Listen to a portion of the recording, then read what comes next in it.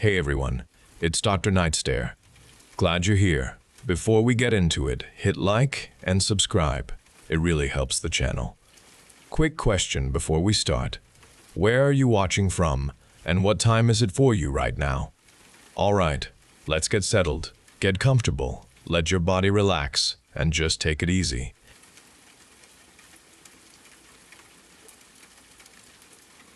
The sun warmed my shoulders as I began the long trail up the mountain, anticipating a good hike. After a couple of miles, a sharp jab began to bother my right foot.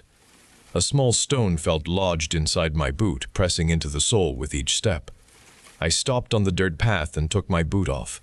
I inverted the boot and shook it hard, watching dirt and small bits of leaf tumble onto the ground, but no stone appeared.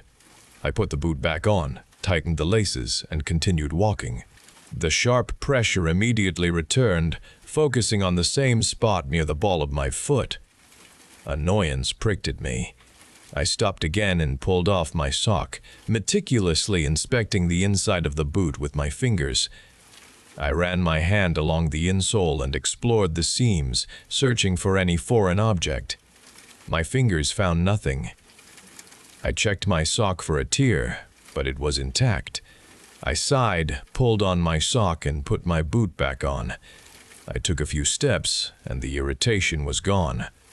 A sense of quiet relief settled over me as I continued my journey, thinking the irritating stone had finally disappeared. The sensation returned after another mile, more insistent now, with a distinct pricking quality. A tiny, sharp object felt pushed into my skin. I found a fallen log and sat down, removing my boot and sock for the third time. A small red mark now marred the ball of my foot, a fresh indentation there. My fingers prodded the skin around the mark, but nothing was there to find or remove. I re-examined the boot and sock, which remained entirely empty. Frustration tightened my jaw with each failed search.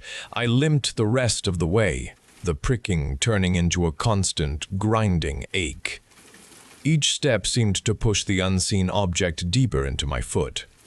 The red mark grew larger and developed a raw, broken surface. A small, sharp piece of gravel felt embedded there, yet every inspection revealed only smooth, unbroken skin and an empty boot. The unlocatable irritation morphed into something more than a simple stone. It became a relentless, inexplicable force physically tearing at my flesh. Confusion settled over me, chilling my resolve. The constant irritation in my foot intensified. I sat on the ground, leaning against a tree, and tried to ignore the pain. My fingers probed the reddened area on my foot. This time, I did not search for something on the skin or in the boot.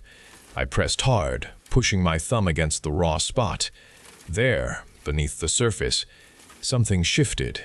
It was small, a hard, unyielding point, yet it was not fixed. It moved, rolling under the pressure of my thumb, sliding along a hidden track just beneath my skin. My breath hitched.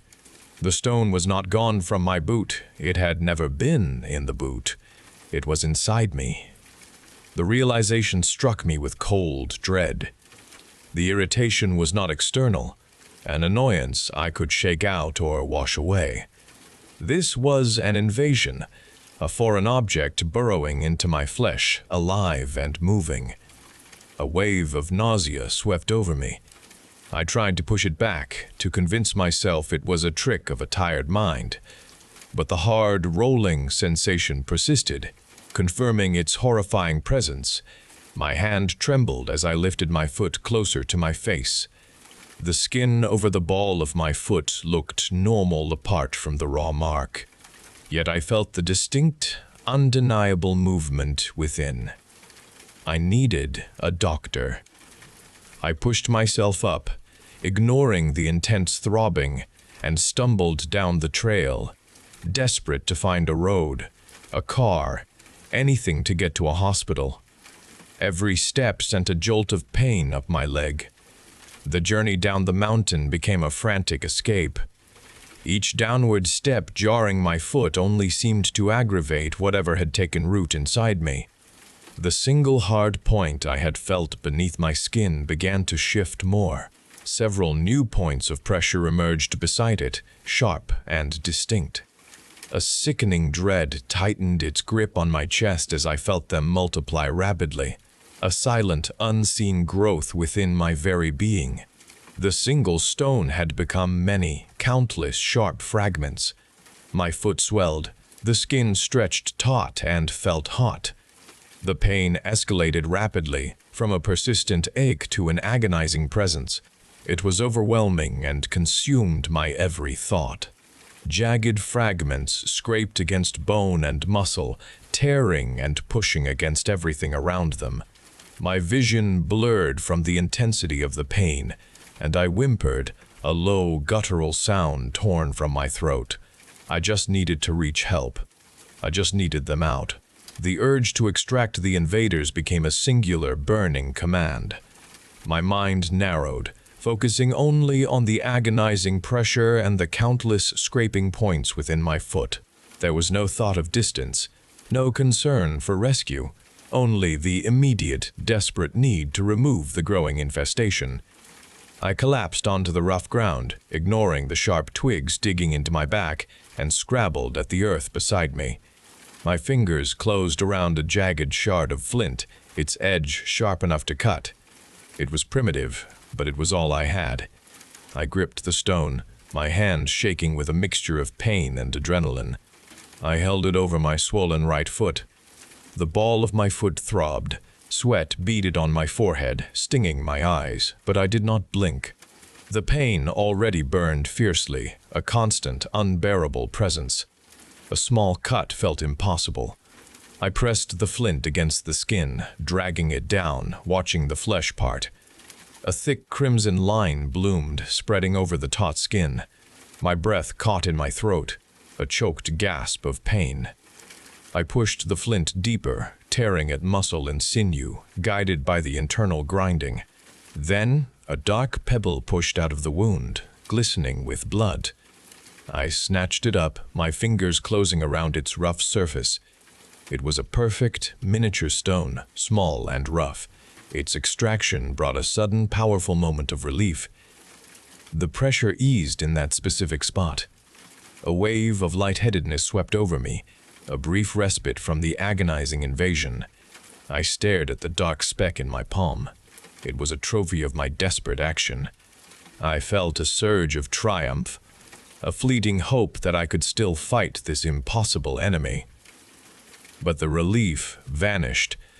As I watched, another point of pressure intensified beside the fresh wound, then another and another. My foot began to throb with renewed vigor, the sensations multiplying at an alarming rate. It was not just one stone, or even 10. My body was producing them, growing them from within. The small hole I had made became a portal for the new invasion. Gritty protrusions began to force their way through the torn flesh around the cut, each one a sharp, undeniable presence. They erupted from the open wound, pushing out of my skin. Each felt grotesque and active. Maddening despair overwhelmed me. I screamed, a raw sound torn from my chest, but no one heard. I plunged the flint into my foot, hacking frantically at the flesh. Blood pulsed from the wounds, soaking the ground around me. I tore out handfuls of stones, small, hard, and countless, each one coated in my own blood. They seemed to multiply even as I pulled them free, new ones surfacing, pushing past the fragments I had just extracted. My hands grew slippery with blood, my fingers numb from the frantic struggle. I could not keep up. My vision blurred with tears and pain. My mind became only a desperate, unending loop of tearing and pulling. The ground around my foot became littered with the tiny, dark invaders, a gruesome testament to an impossible battle. The invasion was relentless. The suffering was infinite. The leg became a monstrous appendage, distended and agonizingly heavy with the countless stones. It refused to bend, locking stiffly against the ceaseless internal grinding that tore at muscle and bone. Each small movement sent waves of electric agony through my entire body, a torment that consumed all rational thought. The ground around me was covered in my blood and the small, dark invaders, a gruesome testament to my impossible losing battle. The flint lay nearby, still stained red, a dark promise of an end. My mind, now stripped of all but the most primal instincts, craved escape from the infinite suffering. A singular, horrific solution burned through the pain-riddled haze. If I could not stop them, I could at least remove the invaded part. I gritted my teeth, summoning a final, desperate reserve of strength. I reached for the flint, its edge still keen. Positioning the leg against a fallen log, I took a deep, shuddering breath. I pressed the sharp stone against my lower calf, right above the knee, where the invasion felt less dense, less actively churning. The skin offered initial resistance, then gave way with a sickening, tearing sound. I pushed harder, sawing back and forth, severing flesh, muscle, and sinew. Bone grated against the flint, a raw, piercing sound that eclipsed even the internal grinding of the stones. A wave of unbelievable, sharp agony ripped through me, a white-hot explosion of pain that dwarfed all previous suffering. Yet beneath it, a strange, profound lightness began to bloom in my remaining body. With one last agonizing thrust, the limb separated from my body.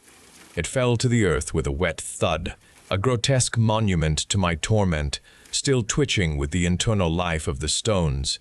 The overwhelming pressure in my foot was gone, replaced by a gaping, raw wound that pulsed with my heartbeat. A dizzying wave of blackness threatened to consume me.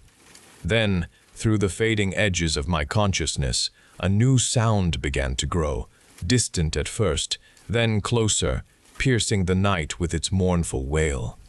Sirens. Light filtered into my eyes as consciousness returned within a hospital room. The agonizing throb in my lower body had completely vanished. A distinct emptiness remained where my right leg had been, but the relentless internal grinding was gone from my body. A sense of exhausted peace settled over me. Doctors explained they had extracted a vast number of small, dark stones. The hospital staff collected the countless invaders, now meticulously analyzed in a lab, searching for biological understanding. A fragile belief that this nightmare had ended settled into my mind. Days later, a physical therapist arrived with a new prosthetic leg. He helped me adjust the straps and explained how to bear weight. The cool plastic of the new limb settled against my stump. Then, a familiar pressure pushed into the flesh just above the amputation wound. A hard, unyielding point shifted under my touch. The sensation was unmistakable, a stone moving just beneath the skin. A cold dread filled me, replacing the recent peace. The grinding had returned, a chilling promise that the invasion was far from over and had perhaps found new locations within my remaining body.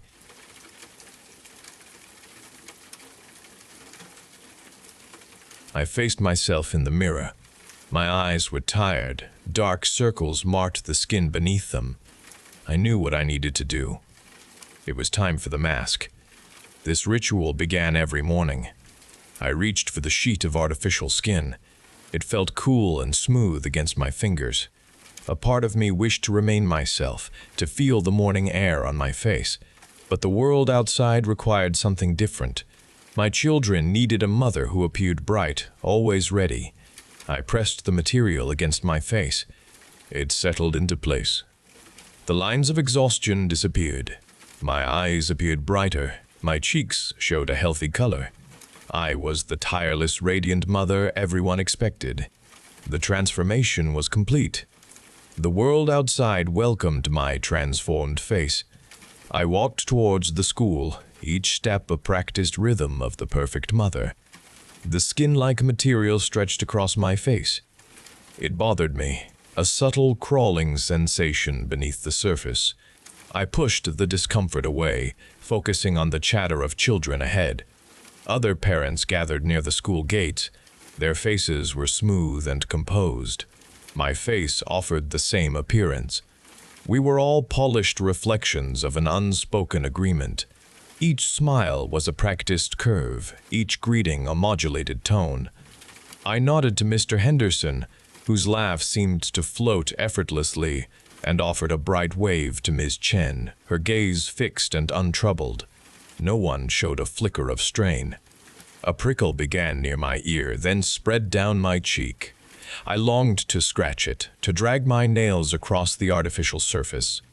I resisted the urge. Mrs. Davison approached me, her face serene. She spoke about the school play, her voice light and pleasant. Her eyes held no hint of effort behind her calm demeanor. My own smile felt stiff, a fixed curve. The itching intensified. It pulsed against my skin, a persistent buzz under the artificial layer. I imagined tearing it off, feeling the cool, free air against my real face. The thought was fleeting. Our children deserved happiness, a constant source of joy from us. Their well-being hinged on our outward perfection, on our radiant displays. I knew this truth. The mask was a burden. It was an essential shield protecting them from parental worry or imperfection. The front door closed behind me.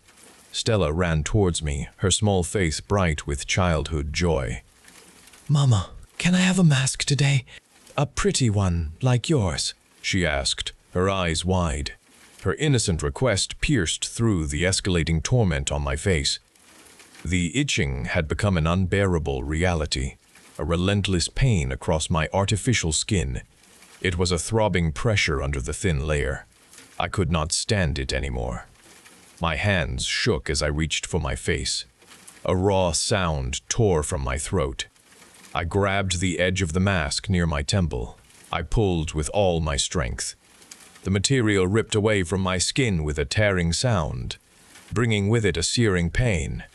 My face burned, exposed. My skin was inflamed, red and welting. The perfect facade shattered, revealing the painful truth underneath. My children froze, staring at my raw face. Stella's mouth opened slightly, her eyes widening.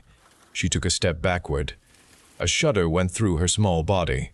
She turned and ran from the room without a sound. Noah remained. He stared at my face. His expression showed nothing. He walked slowly to the kitchen counter. He picked up a mug and brought it to me. The coffee inside was cold. Its scent was bitter. He held the mug out. I did not take it. He stood holding the stale coffee. His eyes stayed on me. The room became quiet. There was nothing left to say.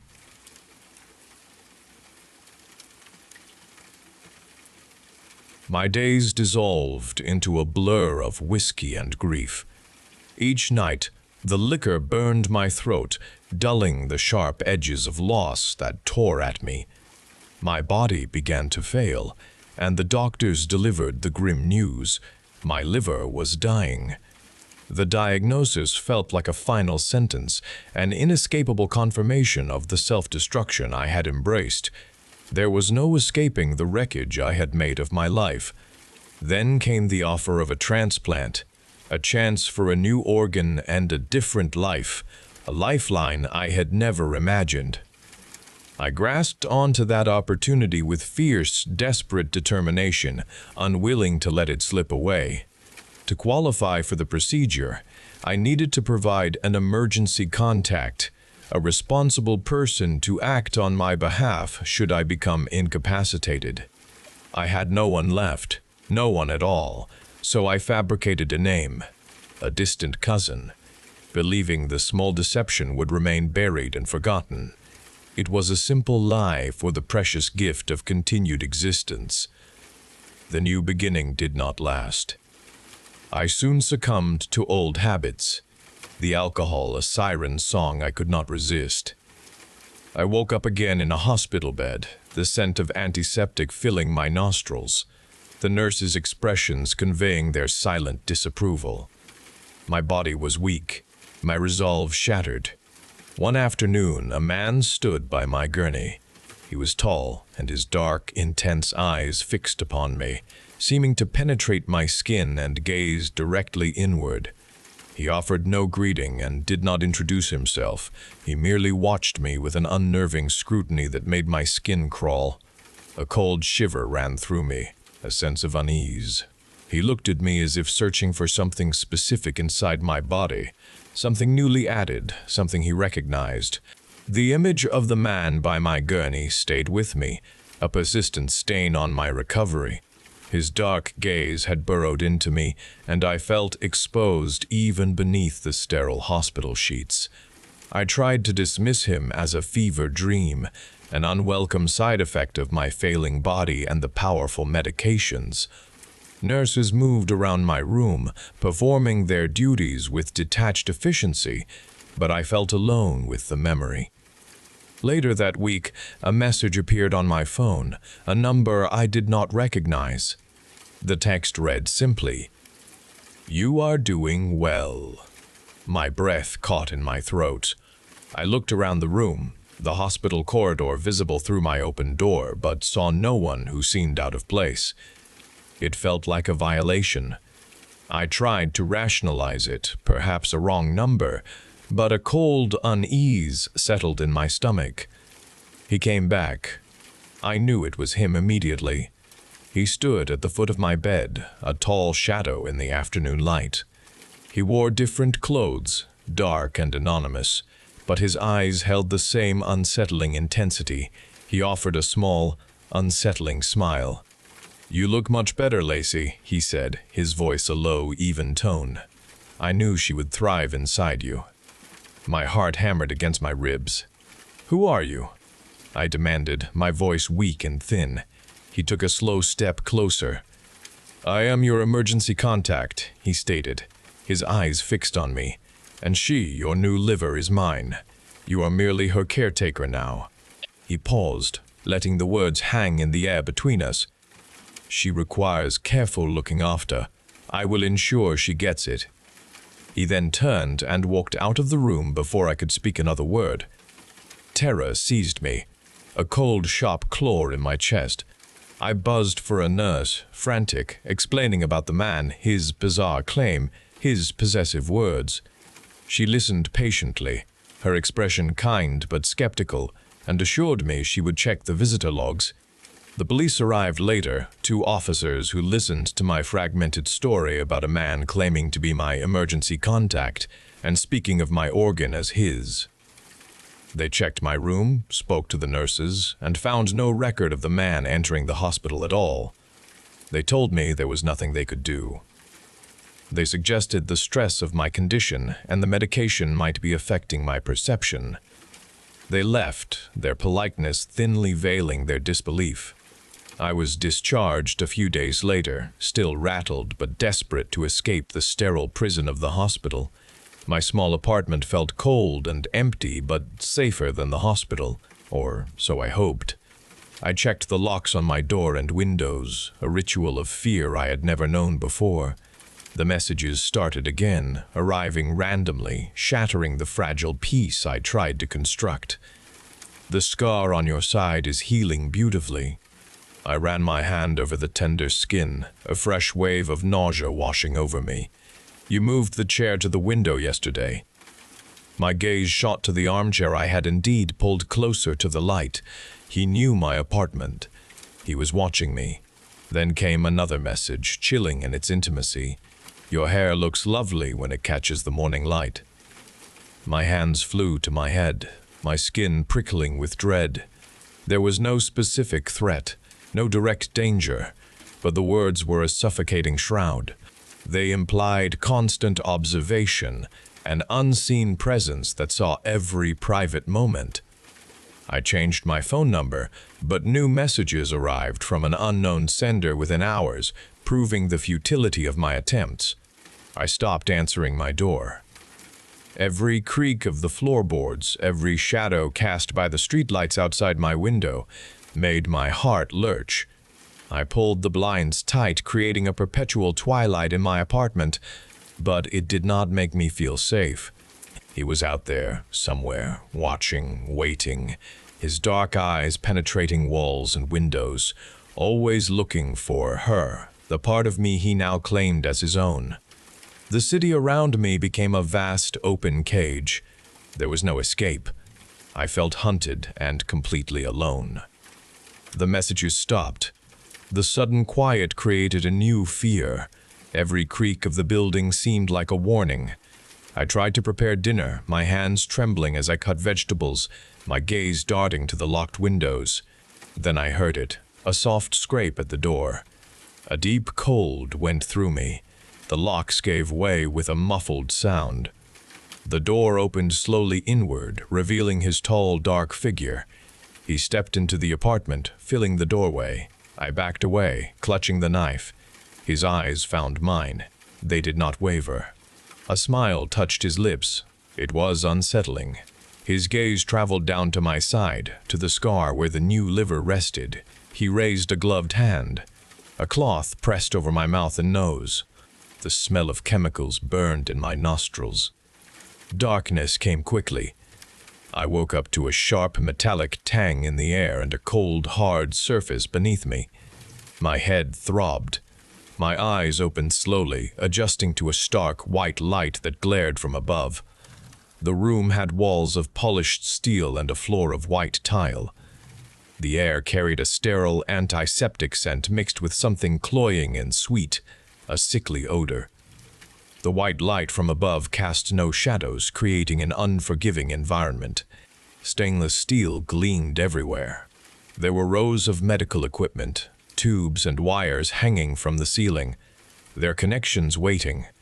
A large monitor displayed arcane symbols and flashing lines, a machine ready for operation. This room was a place for surgery. It was also a place for death. My arms and legs were strapped down with thick leather restraints. Panic seized me. I tugged against the straps, but they held fast. I turned my head, forcing my gaze around the room. My breath caught in my throat. On stainless steel tables around the perimeter of the chamber lay shapes beneath thin white sheets. One sheet had slipped, revealing a pale, severed arm resting on the cold metal. Another table held a torso, its skin a waxy white, neatly dissected. More parts followed. A leg, a hand, a skull with long dark hair still attached. They were bodies, or pieces of bodies, all female, all carefully preserved. This was a dissection lab. My stomach lurched with nausea. I understood then what this place was meant to be. The man from the hospital entered the chamber then, dressed in surgical scrubs, a calm, clinical expression on his face. He held a small black case. He approached my table, his eyes once again fixed on my body. "You are awake," he said, his voice flat and devoid of emotion. "Good. The preparations are almost complete." He gestured to the surrounding tables. These women, they were careless. They did not understand the gift. He opened the black case, revealing an array of scalpels, clamps, and tubes. He moved with a practiced precision around the operating table where I lay, checking the straps, adjusting a light. He looked at me, not as a person, but as a vessel, a temporary holder of something precious to him. His gaze lingered on my side, on the new scar, tracing its outline with his eyes. He picked up a thin, flexible tube, inspecting its clarity before placing it carefully on the tray of instruments. Each movement was deliberate, signaling his preparation for the act he planned. "My wife, Amelia, was a true donor," he said. "She gave life, beauty, purpose. Then she was taken from me, shattered and broken." His voice cracked for a moment. Grief showed in his voice. He composed himself quickly. "I have collected the pieces. The skin, the bones, the organs that could be salvaged. These," he waved a hand at the tables of body parts, "are the replacements. The women who held the parts I needed." He picked up a long, slender scalpel, testing its edge with his thumb. The instruments on the tray lay waiting. They were ready for their grim task. "And you, Lacey," he continued. You have the final piece. Amelia's heart failed, but her liver was strong. They gave it to you. Now I will give it back to her. My scream was silent, trapped in my throat as I understood the reality. He was rebuilding his dead wife. He was harvesting organs from other women to put her back together. My body would become another set of parts on a steel table, another discarded vessel in his collection. And my liver, the organ that had given me a second chance, was Amelia's. It was the last piece he needed. He was going to take it from me. The scalpel hovered over my skin. A sudden, violent crash broke through the entrance of the chamber. The man, startled, whirled around. Figures in dark tactical gear burst into the room. A flash of light exploded. I felt a sharp sting. Then, a dullness took over my senses. Darkness returned. I woke up slowly. My body ached. I lay on a soft bed. The air smelled of clean linen. A metallic tang also permeated the space. I opened my eyes. The room was circular. Soft, pulsing lights radiated from the walls. The ceiling was a dome. It shifted with subtle, iridescent colors. I sat up. My head felt light. My side still hurt. The pain was manageable. The leather straps were gone. My hands moved freely. I swung. My feet touched a cool, smooth floor. I wore a simple white gown. I walked to an archway in the wall.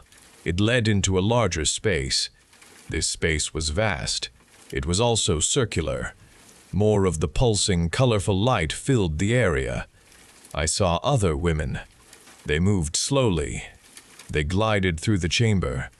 Their movements lacked natural grace. Their eyes were vacant. Their skin had a waxy sheen. An unnerving pallor covered them. One woman reached out a hand to touch a wall. Her fingers pressed into the shifting light. Another woman stared at her reflection in a polished surface. Her lips curved into an empty smile. They seemed peaceful but broken. They appeared carefully repaired. They walked among the living. I felt a cold dread settle in my chest. Their presence was disquieting. A figure emerged from the shifting lights. She was tall. She was slender. Her long, dark hair flowed around her. Her eyes, however, were intense. They were intelligent. They differed from the others. She walked with purpose. She stopped before me. Her gaze swept over me. I recognized her face from a picture the madman had shown me. It was Amelia. She was the donor. She was my liver's original owner. "Welcome, Lacey," she said. Her voice was clear. It was resonant.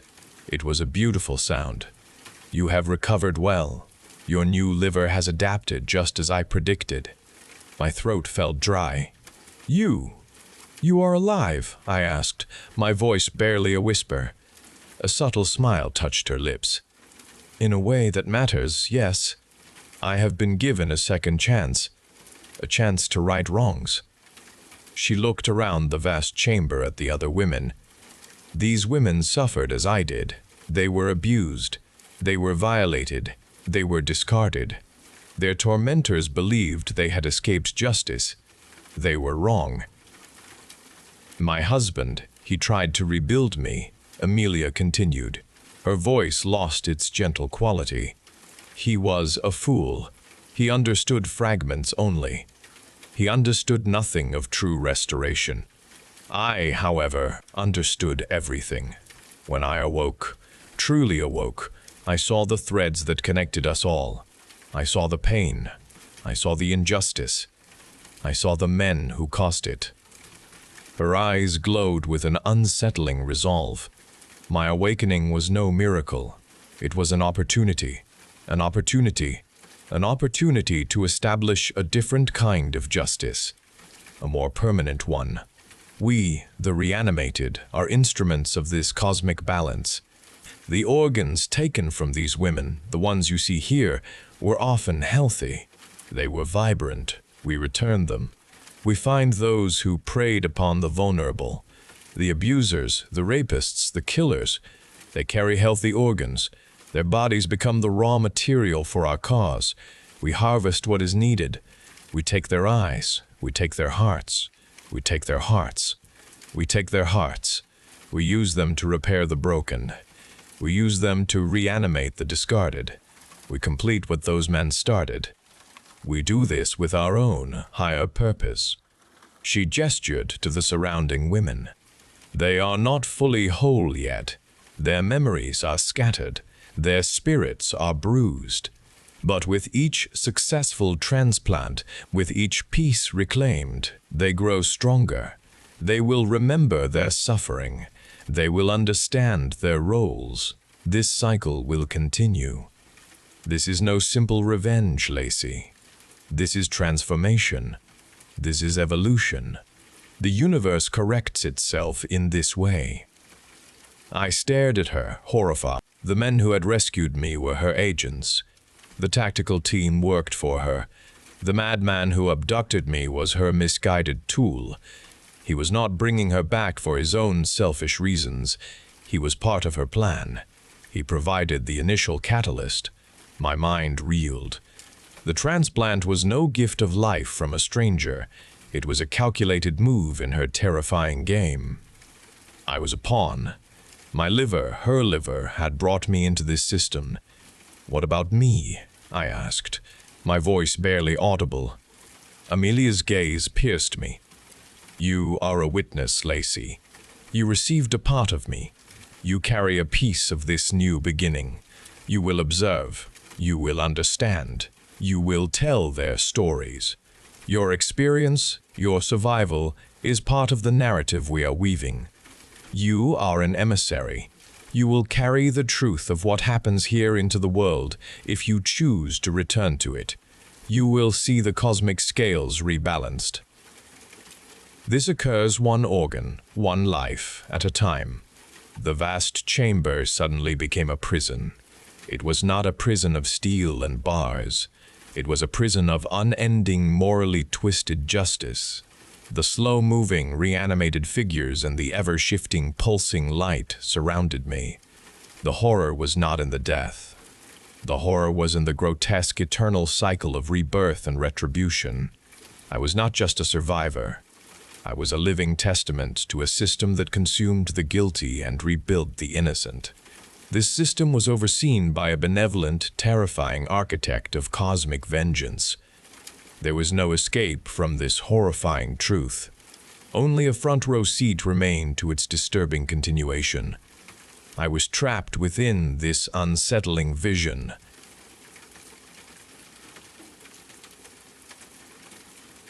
The air in the archive felt stale and still.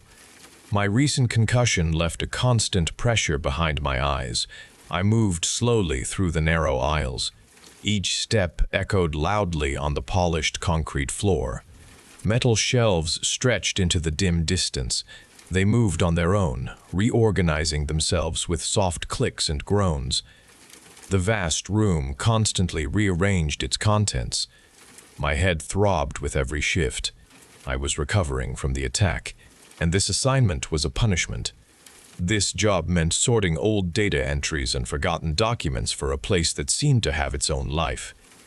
I pulled another file from a designated return cart.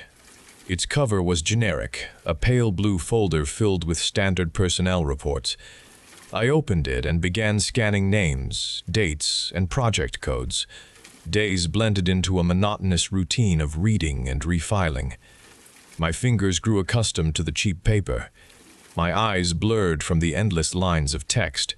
The files felt endless, a bottomless pit of bureaucratic red tape. Then my hand found a different folder. It was thinner than the rest, made of a dense gray material. The folder felt cool and smooth. It did not belong among the daily reports. A specific title stood out against its dark surface. The black lettering read, "The Acquisition and Recruitment of Psychic Type, T2, Lily H."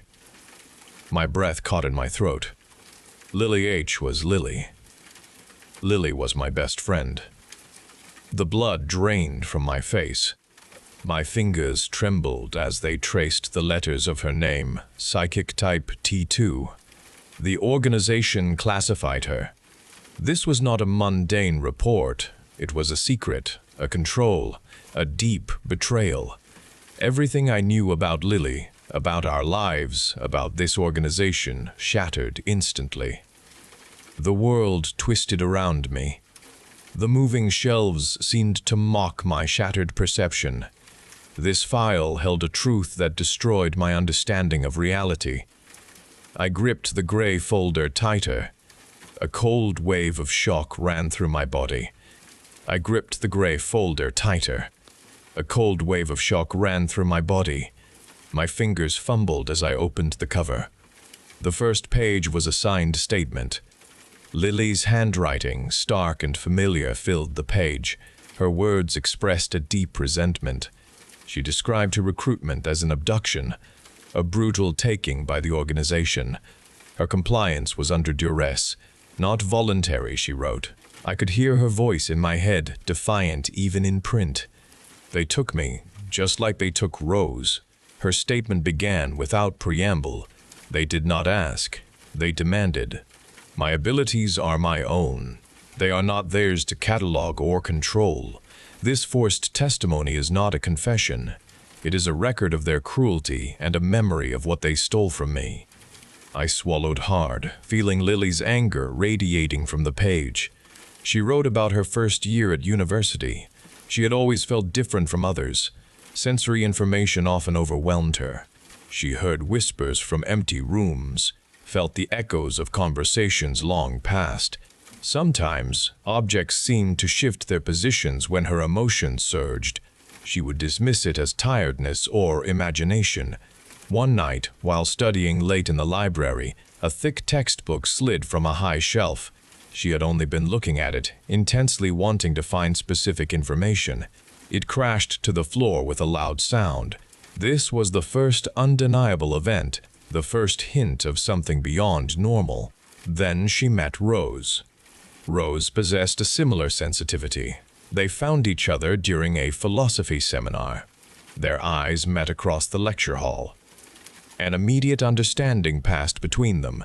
It was not just shared thoughts. They often finished each other's sentences. They felt the emotions of others in the room, a collective sadness or joy that became their own. Rose was like looking into a mirror. They spent all their time together, talking for hours in their dorm rooms, sharing observations and strange feelings. They explored the edges of their perceptions. It was terrifying and exhilarating. They started experimenting with their odd perceptions.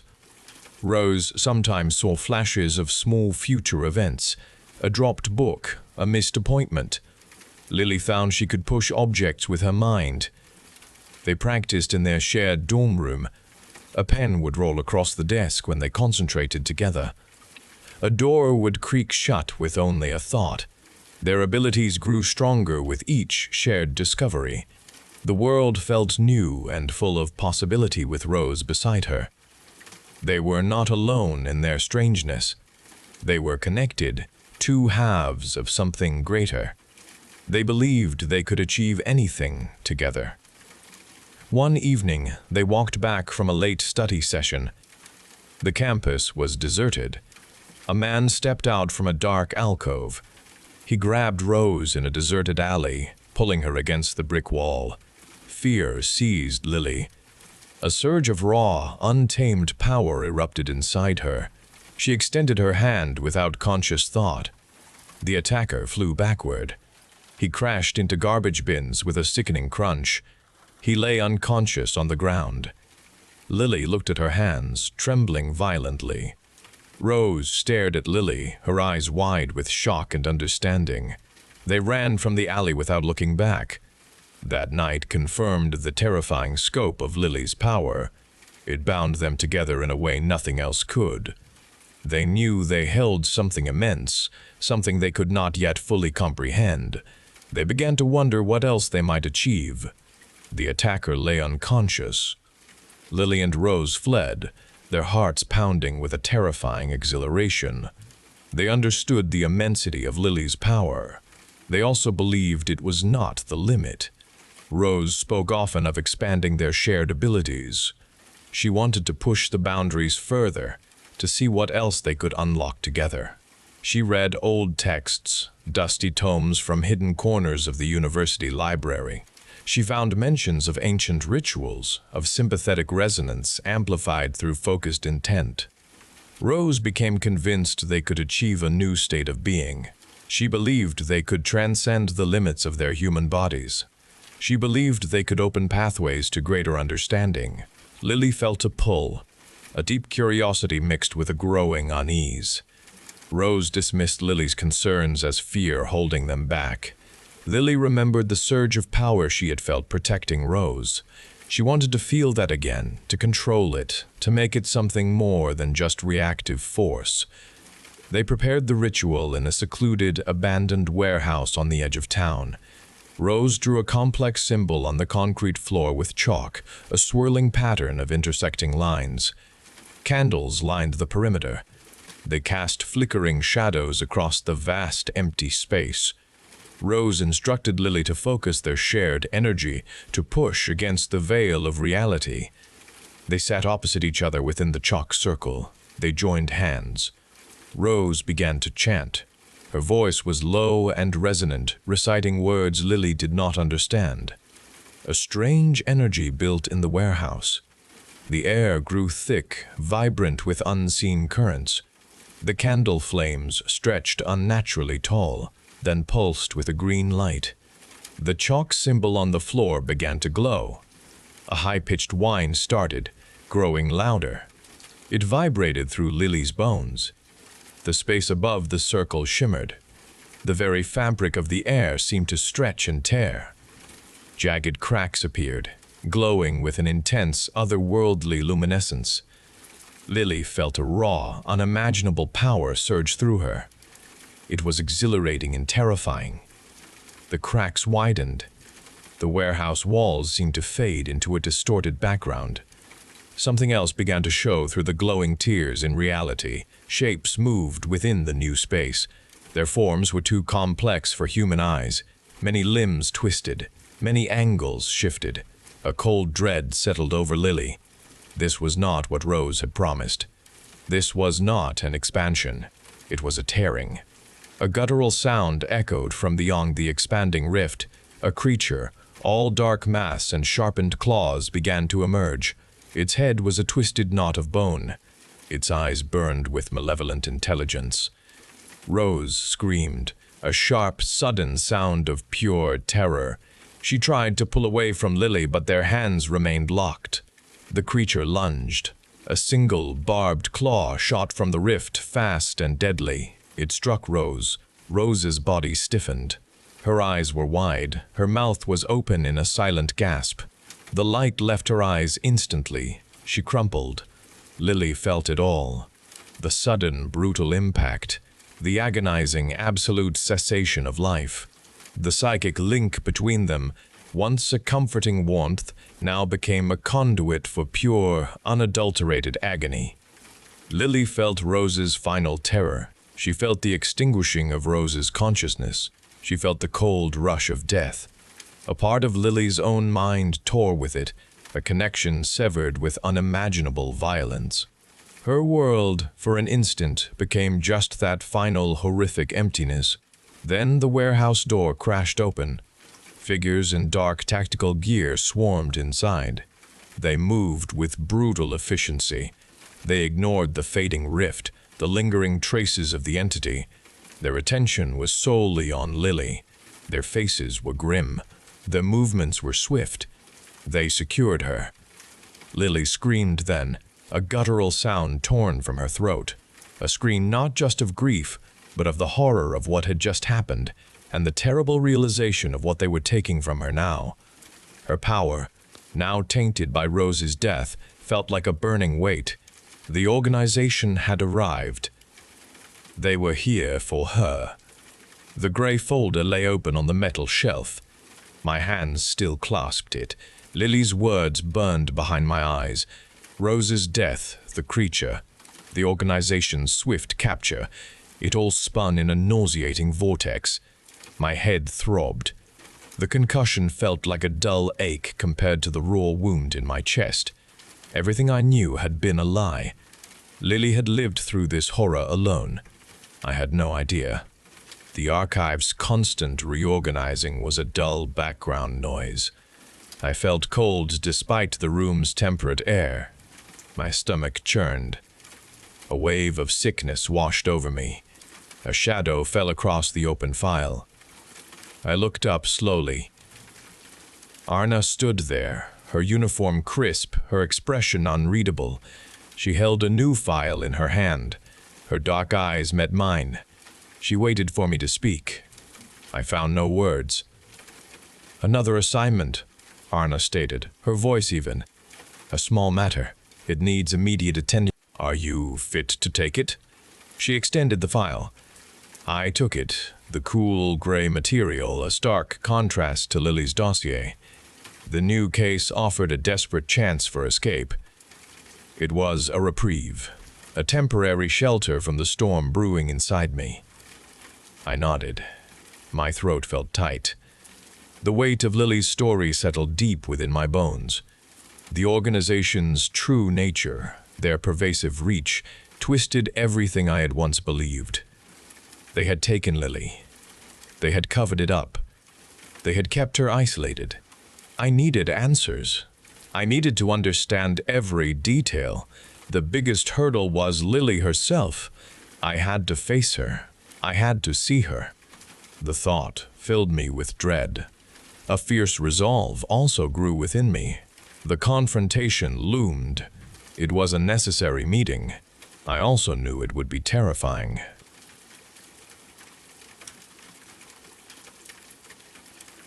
The wind carried the scent of heated plastic across the broken avenues. Empty shells of buildings stood against a pale sky. Grit covered every surface of the district. I saw them huddled beside a collapsed wall, a woman and a man. Their clothing hung in frayed strips. Dirt streaked their faces, yet sharp, flawless features remained evident beneath the grime. They did not belong in this place. I carried a can of hot soup, the metal warm in my palm. I extended the warmed can toward them.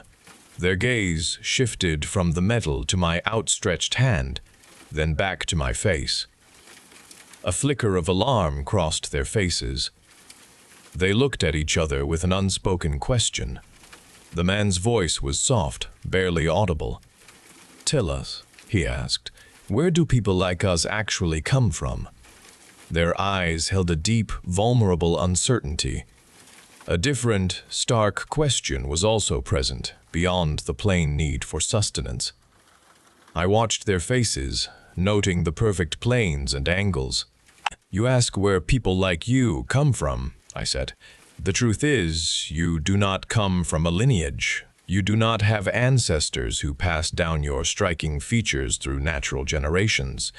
Your heritage is not a birthright passed through a family."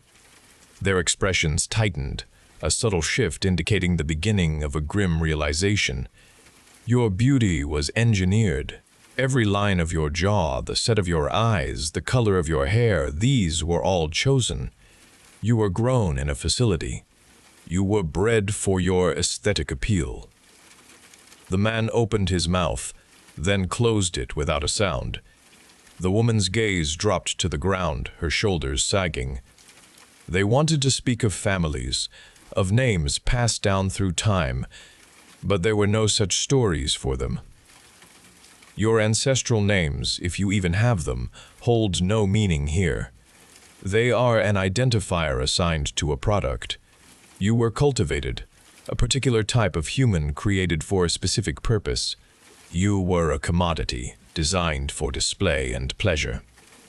A single tear traced a path down the woman's grimy cheek. The man's hands clenched at his sides.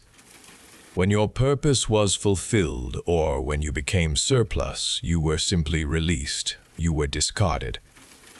This district, filled with broken things and refuse, receives all the discarded.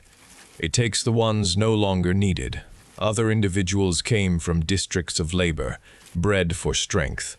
Other individuals came from districts of intellect, bred for specific mental capacities. You came from a district of aesthetics. All of you were made to serve functions. All of you were eventually left behind. Their eyes lifted again, meeting mine. The deep uncertainty I had seen earlier transformed into a stark, cold emptiness. Their understanding of who they were shattered. They were not children of any natural process, but of a sterile, calculated design. They learned the absolute meaning of their existence in this moment. I saw their understanding break. That is the reality of this world, I explained. A select few achieved what they called true life, which means immortality. They exist beyond the cycles of birth and death, living forever.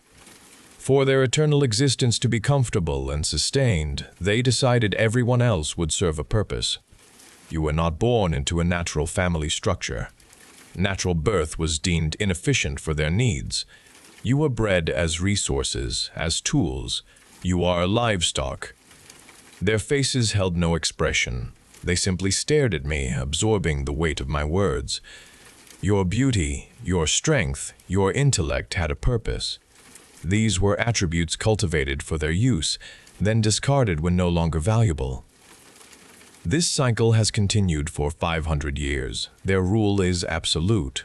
They control everything, from the air you breathe to the purpose of your very existence. Now, you have seen the end of one path, I continued, gesturing vaguely around the desolate district. You can continue down this path. You can waste away finding sustenance where you can until your engineered bodies fail. That is one choice, a certain death here in the streets, forgotten by the system that created you. There is another path, I said, my voice hardening. There are those who refuse to be tools. They refuse to be livestock. There is a resistance. It is not an easy fight. It is a war against 5 centuries of entrenched power, against the beings who made this world what it is. It is a choice to fight for something beyond a prolonged decay.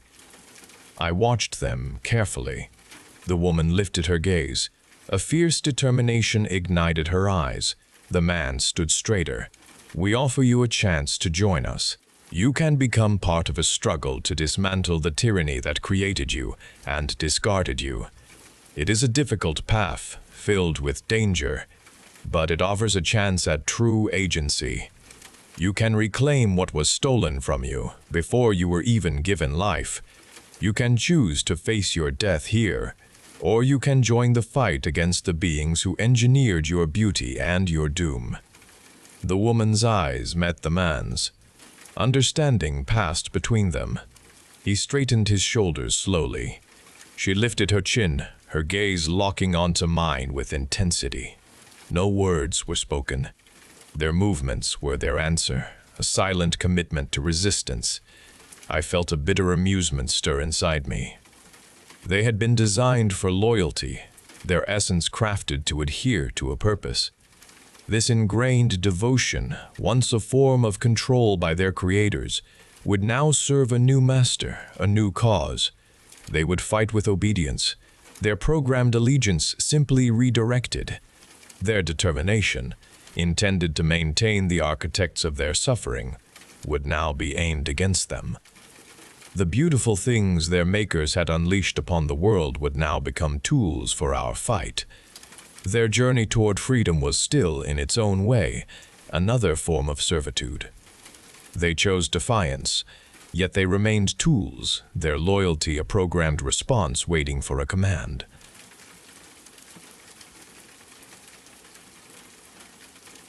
My pregnancy with Frida was a gentle journey. I never felt morning sickness, nor did my back ache.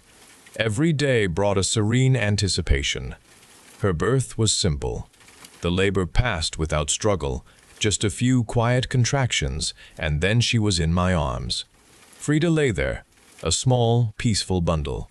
She rarely cried, her breathing soft and even.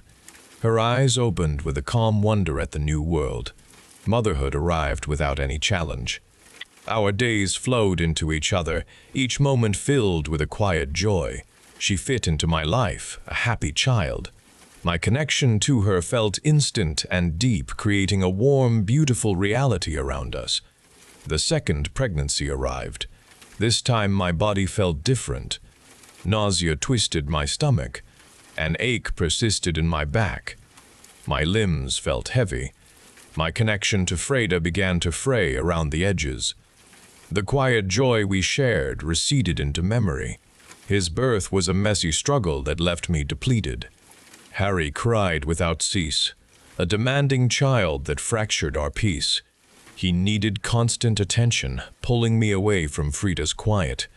Poppy arrived swiftly, yet the ease of her coming offered no comfort.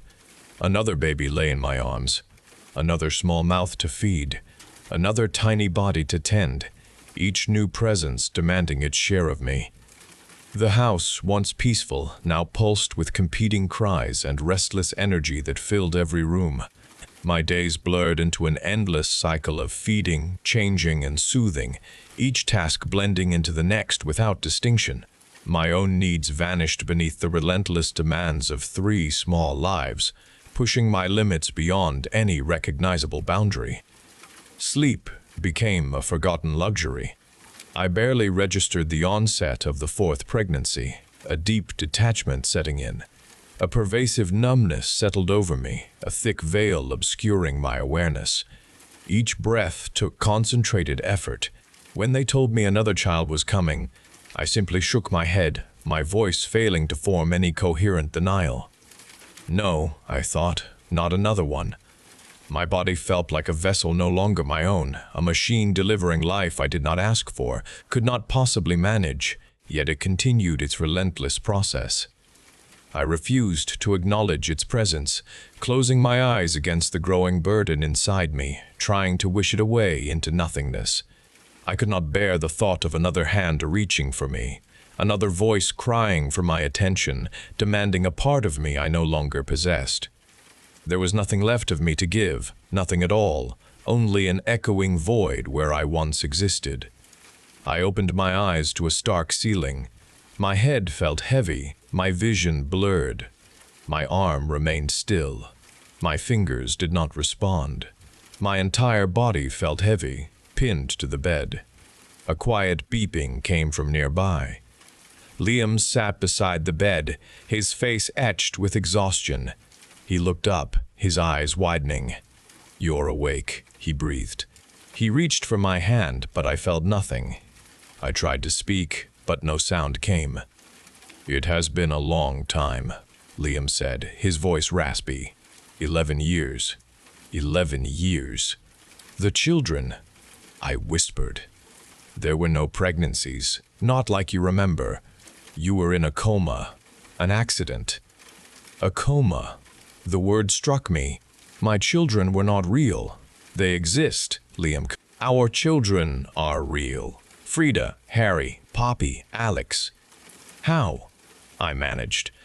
We used the embryos we froze before. They were born via IVF with a surrogate, while you were incapacitated. My world, the one I had just inhabited, dissolved. I had been gone for 11 years. My children were real, but I had never carried them. My unresponsive body had been used without me.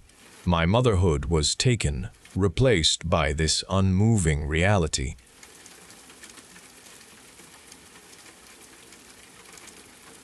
The Ark ship was my world now.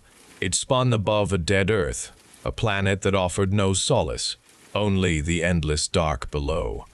My existence felt empty within these cold metal walls, a constant dull ache of wondering why I was still here. What purpose did this lonely orbit serve? 5 of us woke too soon, shattered from our long sleep into this desperate existence. We scavenged the ship, stripping defunct systems for parts and repurposing whatever we found.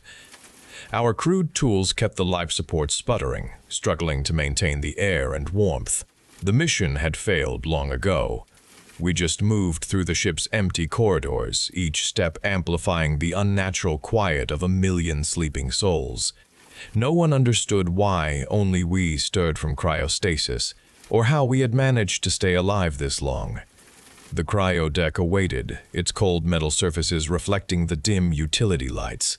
We approached the endless rows of pods, each one a frozen promise of a future that would never arrive.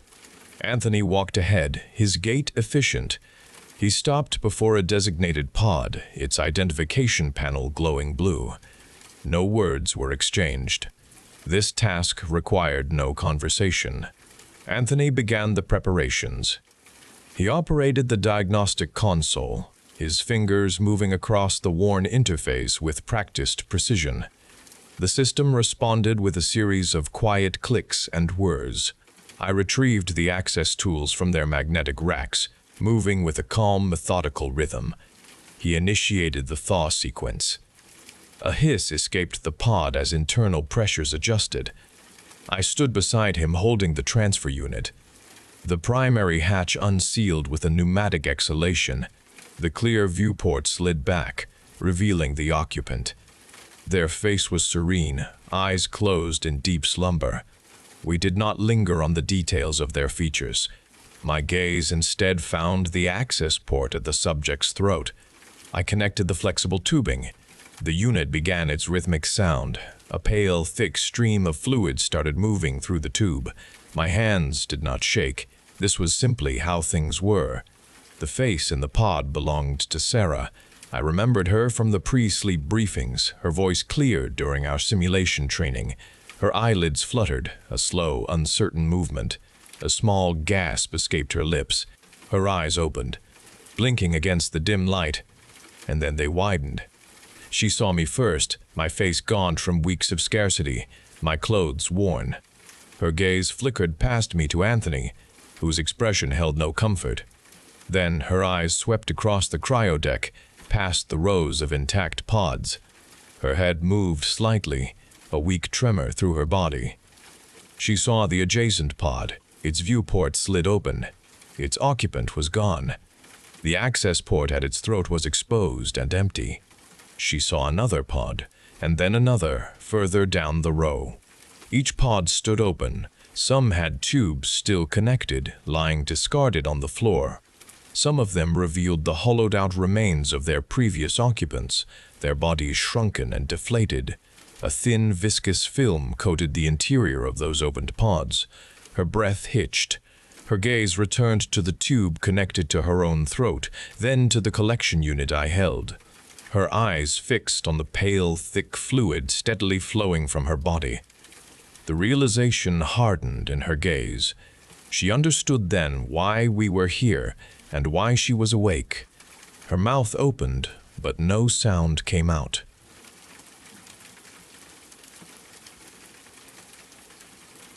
They brought him home to me, helpless from the stroke. I helped him from the ambulance into his new room.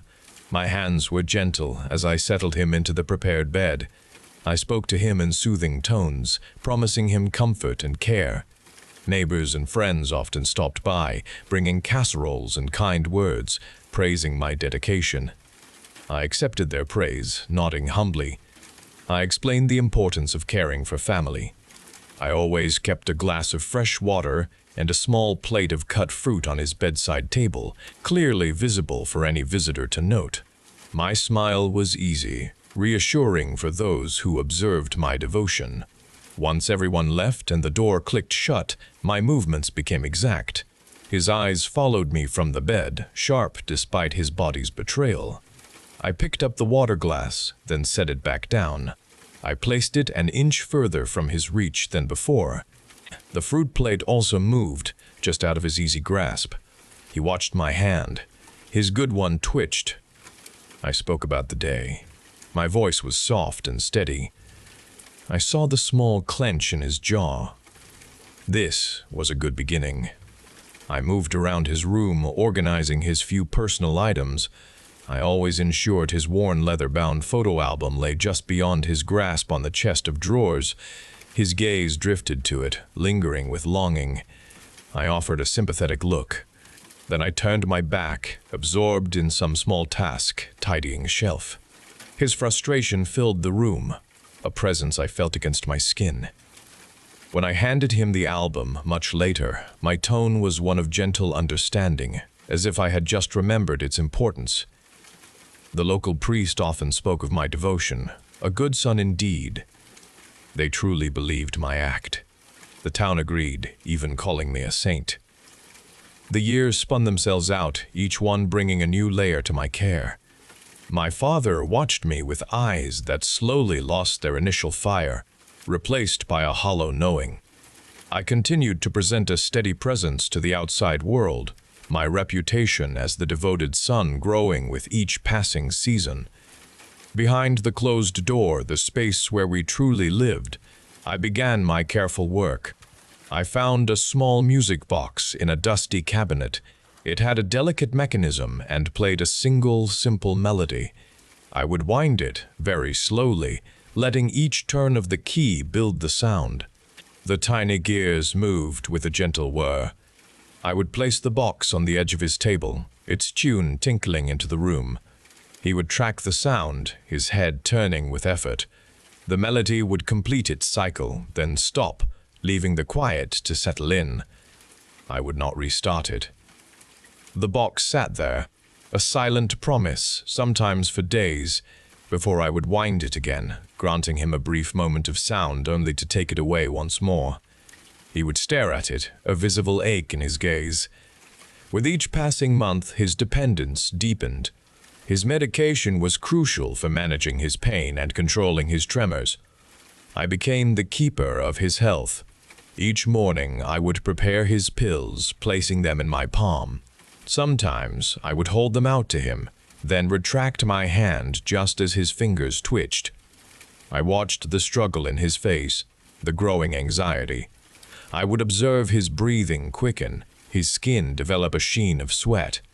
He would try to speak, but only a strained sound emerged. Later, I might give him only half his prescribed dose. His body would stiffen, muscles locking tight. He would lie there, eyes wide with discomfort as the hours crawled by. The doctor, when he called, would shake his head, speaking of the stroke's inevitable progression, and I would nod gravely, my face filled with sorrow. His 60th birthday arrived, a milestone I ensured was publicly celebrated. The house filled with family and friends.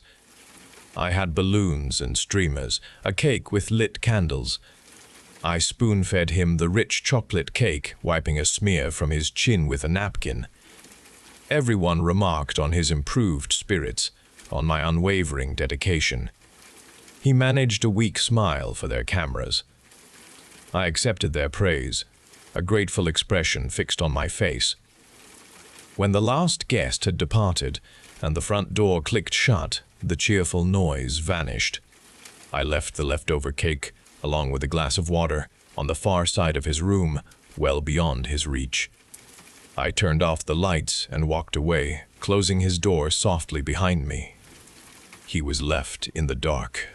The sweet smell of cake and the empty glass, a constant presence.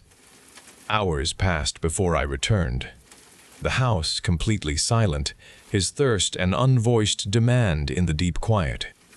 I would stand at his bedside, watching him, my own breathing steady, a profound calm settling over me. I started to thin his daily doses.